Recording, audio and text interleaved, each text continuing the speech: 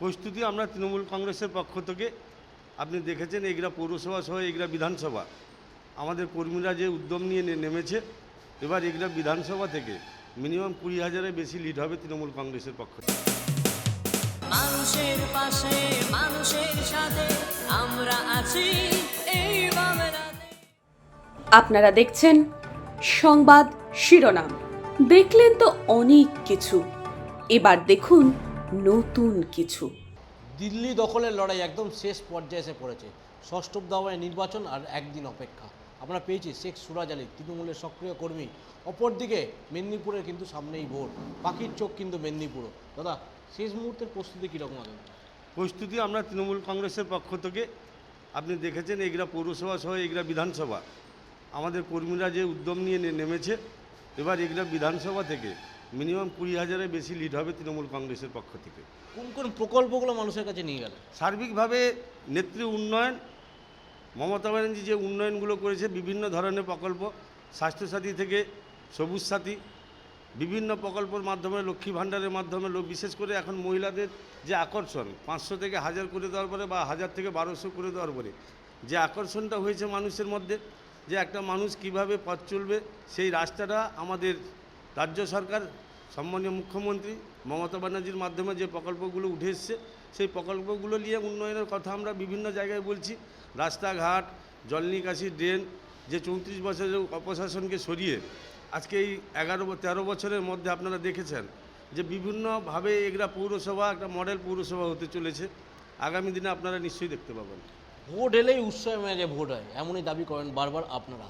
অপরদিকে লোকসভার আগে যে লক্ষ্মীর ভাণ্ডার মহিলাদের একটা ব্যাপক সমর্থনে আপনাদের বিধানসভার পর থেকে নির্বাচনে জয় এনেছিল, সেই লক্ষ্মীর ভাণ্ডার যখন 500 থেকে 1000 হলো, বিরোধীরা তখন বলছে 500-1000 নয়, তারা যদি সরকার গঠন করে তাহলে 3000 টাকা দেবে। তাহলে কি লক্ষ্মীর ভাণ্ডারে মা বোনেদের একটা ব্যাপক সাফল্য, এটাই কি প্রমাণিত হতে চলবে? এটাই প্রমাণিত হয়, কিন্তু আপনারা দেখেছেন ওনারা বলছেন যে 3000 দিব। ভারতবর্ষে অনেক রাজ্যে বিজেপি শাসিত সরকার আছে, একটা রাজ্যে আপনারা দেখাতে পারবেন যে মমতা ব্যানার্জি এই উন্নয়নের প্রকল্পগুলো কোনো একটা রাজ্যে মানুষ পায়? লক্ষ্মী ভাণ্ডার তো আছে, সঙ্গে সঙ্গে বিভিন্ন ধরনের যে প্রকল্পগুলো 64খানা প্রকল্প আপনারা সবাই জানেন, এই প্রকল্প একটা রাজ্যে পায়। ওরা যদি একটা রাজ্যে প্রমাণ দিতে পারে, আমাদের নেতা অভিষেক বন্দ্যোপাধ্যায় বলেছিলেন যে ওনারা গ্যাসের সিলিন্ডার ফ্রিতে দিয়ে দিতে বলুন, আমরা 42টা প্রার্থী প্রত্যাহার করে নিব। দিতে পারবে? আপনারা সংবাদ মাধ্যমে আমরা বিভিন্ন জায়গায় দেখছি যে শুধু ভারতবর্ষে এই পশ্চিমবাংলা নয়, বিভিন্ন জায়গাতে সরকার বিজেপির আছে। একটা রাজ্যে, উত্তরপ্রদেশের মতো রাজ্য আছে, একটা রাজ্য লক্ষ্মী ভাণ্ডার চালু করে দেখাক, তারপরে আমরা ভাববো না 1000 থেকে 3000 দিবে। ওনারা প্রথমে বলেছিলেন লক্ষ্মী ভাণ্ডারটা ভাঁওতা, মানুষ পাবে না, বলেছিলেন বারবার করে যে লক্ষ্মী ভাণ্ডার পাবে না। কিন্তু এখন যে এই 500 থেকে 1000 হয়ে গেছে, সেদিনকে আমরা দেখলাম আপনাদের মাধ্যমে অমিত শাহ এসে কথা বলছেন যে আমরা 1000 থেকে 1100 টাকা দিব, আর শুভেন্দুবাবু বলছেন 3000 টাকা দিব। এই ধরনের দ্বিচারিত না করাটাই ভালো।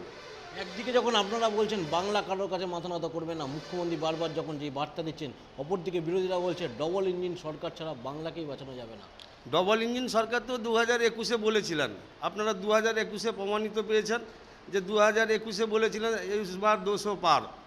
দেখেছেন যে 200 পার না, 200 পার নেত্রী মমতা বন্দ্যোপাধ্যায় করেছেন, ওনারা 77টার মধ্যে আটকে গেছেন। ওই কথা এবারও বলছেন 400 পার। এবারও দেখবেন আমাদের নেত্রী অভিষেক বন্দ্যোপাধ্যায় বলছে, সারা ভারতবর্ষের মানুষ বলছে যে 200 পার হবে না। আপনাদের নিউজ চ্যানেলের মাধ্যমেও আমরা অনেক জায়গায় দেখছি যে 200 পার হবে না।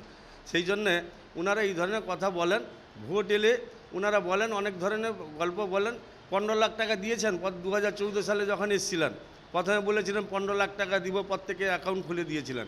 গরিব মানুষরা পেলে তো আমরা ভাবতাম যে সাধারণ মানুষ পেয়েছে, গরিব মানুষ পেয়েছেন, কিন্তু ওরা সাধারণ মানুষের জন্য করেনি, ওরা করেছে ললিত মোদি, বিভিন্ন ধরনের যারা আজকে টাকা নিয়ে ভারতবর্ষে ছেড়ে দিয়েছে তাদের জন্য করেছেন, সবই গুজরাটি মাল।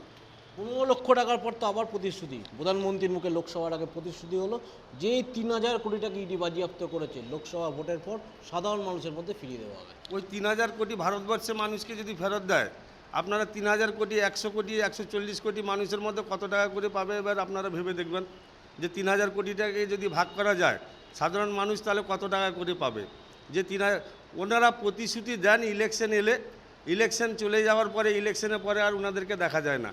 আমি সার্বিকভাবে বলবো, আপনারা 2021-এ দেখেছেন কিভাবে সারা পশ্চিমবাংলা জুড়ে বিভিন্নভাবে প্লেনের মাধ্যমে গোটা এরিয়া অন্ধকার করে দিত। আজকে এ মন্ত্রী, কালকে সে মন্ত্রী, বিভিন্ন ধরনের নেতা মন্ত্রীরা এসে 200 পার তো দূরের কথা, 77-এর মধ্যে আটকে গিয়েছিল। প্রতিশ্রুতি ওনারা প্রত্যেক ইলেকশন এলে দেয়। ইলেকশন চলে যাওয়ার পরে আর 2 বছর, 2021-এর পরে 2 বছর কিন্তু ওনাদেরকে আর দেখা যায়নি। আবার 2024-এ যে ইলেকশন এসছে, ওনারা এসে পৌঁছেছেন প্রতিশ্রুতি দেওয়ার জন্য।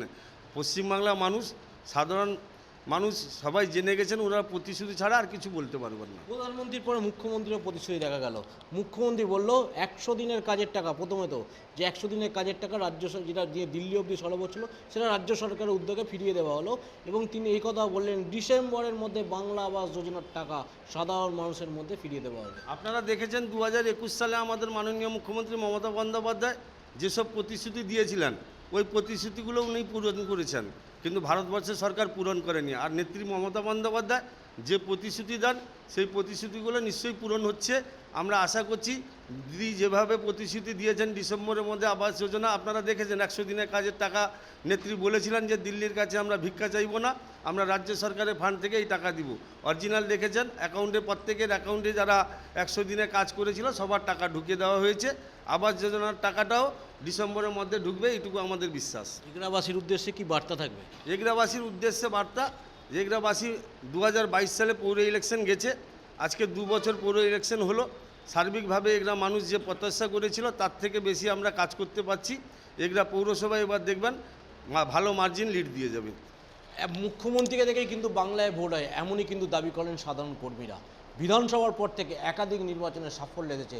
এক কথায় সরকারি প্রকল্পের ওপরই আস্থা রেখেছিল সাধারণ মানুষ, এবং সেই আস্থাই আসন্ন লোকসভা নির্বাচনে কিন্তু রাখতে চলেছে, এমনই দাবি করছেন শেখ সুরাজ আলী। এর পাশে মানুষের সাথে আমরা আছি এই বাংলাতে।